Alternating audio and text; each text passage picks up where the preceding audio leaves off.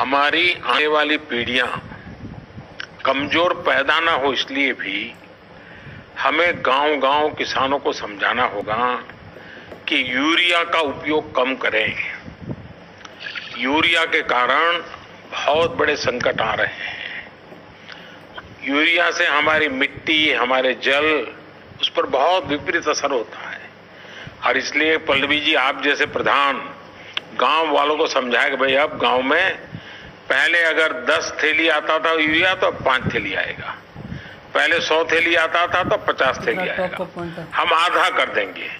आप देखिए पैसा भी बचेगा और ये हमारी धरती माता भी बचेगी। तो मैं चाहूंगा कि जब पंजाब के किसानों से बात हो रही है और पल्लवी जैसे प्रधान से बात हो रही है, तो मुझे पक्का विश्वास है कि आप ये काम करोगी और मेरी तरफ से आपको बहुत बधाई, बहुत शुभकामनाएं। आइए हम महाराष्ट्र चलते हैं। भोले भाले किसान अधिक उत्पादन के लालच में फंसकर रासायनिक खाद व कीटनाशकों का प्रयोग करने लगे। बैलों की जगह ट्रैक्टर से जुताई होने लगी। शुरुआत में कम रासायनिक खादों के प्रयोग से अधिक उत्पादन हुआ। धीरे धीरे रासायनिक खादों के प्रयोग के कारण भूमि की उर्वरा शक्ति क्षीण होने लगी, जिसकी वजह से उत्पादन घटने लगा तथा फसलें कमजोर होने लगी। फसलों के कमजोर होने के कारण उनमें रोग व कीट लगने लगे। रोग व कीटों से फसल की सुरक्षा के लिए और अधिक कीटनाशकों का प्रयोग होने लगा। एक तरफ ज्यादा उत्पादन के लिए अधिक रासायनिक खादों का प्रयोग होने लगा, वहीं दूसरी तरफ फसलों को रोग व कीटों से बचाने के लिए अधिक विषाक्त कीटनाशकों का प्रयोग बढ़ गया, जिसके कारण उत्पादन लागत बढ़ी और किसान को लाभ कम होने लगा, बल्कि छोटे किसान कर्ज में डूबने लगे। धीरे धीरे भूमि की उर्वरा शक्ति क्षीण होने से भूमि बंजर होने लगी। रासायनिक खाद व कीटनाशकों के कारण खाद्यान्न भी विषाक्त हो गए तथा जलवायु भी प्रदूषित हो गई, जिसके कारण मानव, पशु पक्षियों के स्वास्थ्य पर प्रतिकूल प्रभाव पड़ा, जिसका परिणाम आपके सामने है। मानव स्वास्थ्य पर रासायनिक खादों के पड़ने वाले प्रभाव को आप ऐसे समझें। जब किसान फसल में रासायनिक खाद डालता है तो रासायनिक खाद में उपस्थित विषाक्त रसायन जल में घुलकर सबसे पहले जल को प्रदूषित कर भूमि के अंदर उपस्थित केचुए व सूक्ष्म जीवाणुओं को मार देता है।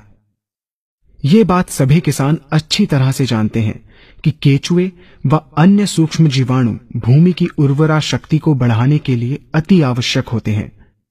विषाक्त रसायन के कारण इनकी मृत्यु हो जाने से भूमि की उर्वरा शक्ति नष्ट हो जाती है तथा भूमि कठोर होकर बंजर होने लगती है। रासायनिक खादों के विषाक्त रसायन पानी के माध्यम से अन्य खनिजों के साथ फसल के अंदर पहुंचकर फसलों को विषाक्त बना देते हैं। बाद में जब खाद्यान्न के रूप में मनुष्य या अन्य पशु इन्हें खाते हैं तो ये विषाक्त रसायन मानव स्वास्थ्य पर बहुत ही बुरा प्रभाव डालते हैं तथा मनुष्य के अंदर तरह तरह के रोग उत्पन्न करते हैं। जब हम जैविक खाद का प्रयोग भूमि पर करते हैं तो जैविक खाद पानी में मिलकर पानी को प्रदूषित नहीं करती। जैविक खाद भूमि के अंदर उपस्थित उर्वरा शक्ति को बढ़ाने वाले जीवाणु तथा केचुओं की संख्या को तीव्रता से बढ़ाती है, जिससे भूमि की उर्वरा शक्ति बढ़ती है तथा भूमि छिद्र युक्त एवं भुरभुरी हो जाती है, जिससे वायु और प्रकाश भूमि के अंदर गहराई तक प्रवेश करते हैं, जिसके कारण भूमि में तापमान एवं आर्द्रता का संतुलन बना रहता है और फसलें मजबूत होती हैं। जैविक खाद में विद्यमान तत्व खाद्यान्न के माध्यम से मानव व पशु पक्षियों के शरीर में पहुंचकर स्वास्थ्य लाभ पहुंचाते हैं। जैविक खादों के प्रयोग से फसलें अच्छी और मजबूत होती हैं, जिसके कारण उन पर रोगों एवं कीटों का ज्यादा प्रभाव नहीं पड़ता। यदि किसी प्राकृतिक कारणवश कीटों व रोगों का प्रभाव अगर पड़ता भी है तो गौमूत्र एवं औषधीय वनस्पतियों के घोल के छिड़काव करने से फसलों को रोग एवं कीटों से बचाया जा सकता है।